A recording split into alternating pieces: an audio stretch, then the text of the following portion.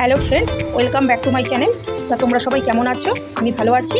তো আজকে চলে এসেছি আমি একটা নতুন ভিডিও নিয়ে। তো চলো আজকে আমি বানাবো হচ্ছে দুধ কচুর শাক নারকোল দিয়ে। তো চলো আজকে আমি ওখান থেকে কচুগুলো কেটে নিয়ে আসি।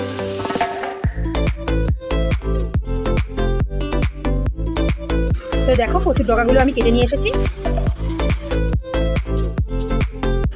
তারপর বাবা এসে পড়েছিল আর বাবাকে দিয়ে আমি নারকোলটা ফাটিয়ে নিয়েছিলাম।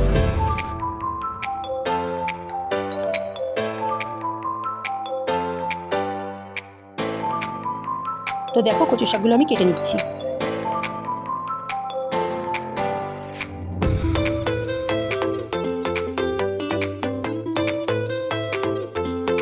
তো দেখো কচুর শাকটা আমার কাটা হয়ে গেছে। তো এবার এটাকে আমি সিদ্ধ করে নেবো। তাই পরিমাণ মতো জল দিয়ে আর একটু নুন দিয়ে আমি ঢাকা দিয়ে দিচ্ছি। আর কচুটা সিদ্ধ হতে হতে আমি নারকোলটা কুড়িয়ে নিচ্ছি। দেখো কচুটা আমার সিদ্ধ হয়ে গেছে। কচুটার জল আমি ছড়িয়ে নেব। রান্নাটা করতে যে যে উপকরণগুলো লাগবে সেগুলো আমি নিয়ে নিয়েছি। আর একটা জিনিস আমি ব্যবহার করব, সেটা হচ্ছে সয়াবিন। সেটা আমি আগে বলতে ভুলে গেছিলাম। কড়াইতে আমি সাদা তেল দিয়ে নিচ্ছি। এবার আমি তেলের মধ্যে কিছুটা শুকনো লঙ্কা দিয়ে ভেজে তুলে নেব।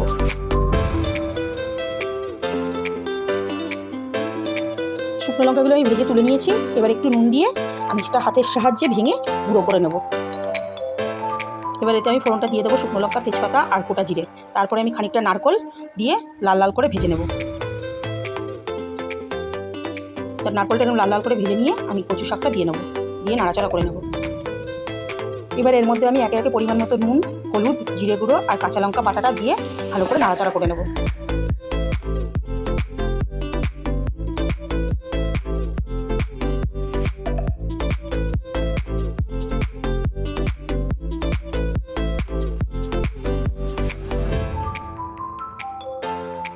এবার এর মধ্যে আমি সেদ্ধ করে ভেজে রাখা সয়াবিনগুলো আমি দিয়ে ভালো করে নাড়াচাড়া করে নেব। এবার এর মধ্যে আমি লেবুর রস দিয়ে নেব।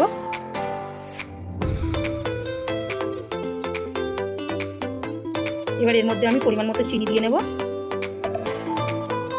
এবার এর মধ্যে আমি আগে থেকে কুড়িয়ে রাখা যে খানিকটা নারকোল রেখে দিয়েছিলাম, সেই নারকোলটা আমি দিয়ে ভালো করে নাড়াচাড়া করে নেব। এবার আমি যে ভাজা শুকনো লঙ্কাটা হাত দিয়ে গুঁড়ো করে রেখেছিলাম, সেটা আমি এর মধ্যে দিয়ে ভালো করে নাড়াচাড়া করে নেব। দেখো এটা আমার হয়ে গেছে। এবার এটা আমি ভালো করে নাড়াচাড়া করে নামিয়ে নেব।